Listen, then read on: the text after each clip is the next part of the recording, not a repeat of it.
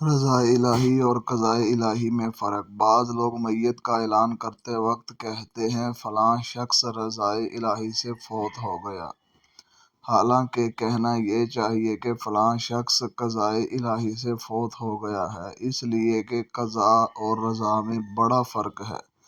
قضاء کا معنی تقدیر الہی، تقدیر فیصلہ، اتفاق یا حادثہ فروز اللغات فارسی، جبکہ رضا کا معنی مرضی، خوشنودی اور خوشی، لہٰذا جب اللہ تعالیٰ کسی کے بارے میں فیصلہ نافذ کرتا ہے اس کو قضاء کہتے ہیں، اور جب کسی کام کی وجہ سے راضی ہوتا ہے تب اس وقت اس بندے پر رضا الہی کا ظہور ہوتا ہے، جیسا کہ ارشاد باری تعالیٰ ہے رضی اللہ عنہم ورضوا عنہ، اللہ ان سے راضی اور وہ اللہ سے راضی۔ سورۃ المجادلہ آیت نمبر 22۔ ایک اور مقام پر فرمایا لقد رضی اللہ عن المؤمنین، بے شک اللہ راضی ہوا ایمان والوں سے۔ سورۃ الفتح آیت نمبر 18۔ ارشاد باری تعالیٰ ہے وَرَضِیتُ لَکُمُ الْإِسْلَامَ دِینًا، اور تمہارے لیے اسلام کو دین پسند کیا۔ سورۃ مائدہ آیت نمبر 3۔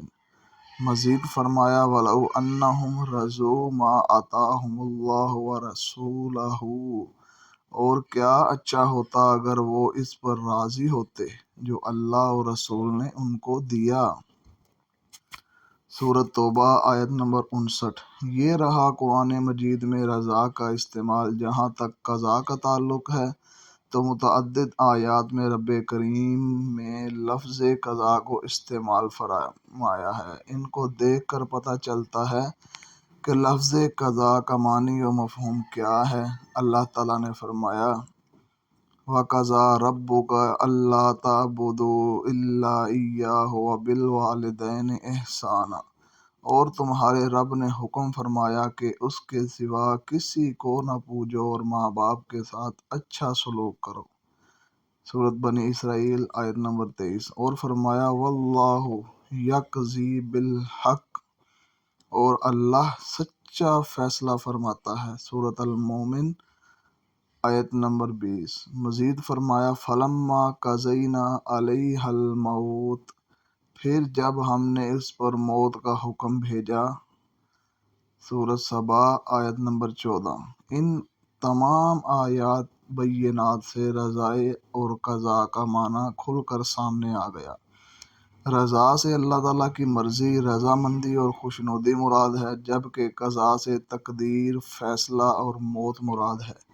قرآن مجید کی متعدد آیات میں موت کو لفظ قضاء سے یاد فرمایا گیا، لیکن کچھ لوگ موت کو رضا الہی سے طرف منسوب کرتے ہیں اور بانگ دہل کہتے ہیں کہ فلاں رضا الہی سے فوت ہو گیا، حالانکہ موت سے رضا الہی سے نہیں قضاء الہی سے واقع ہوتی ہے۔ رضا اور قضاء میں بڑا فرق ہے۔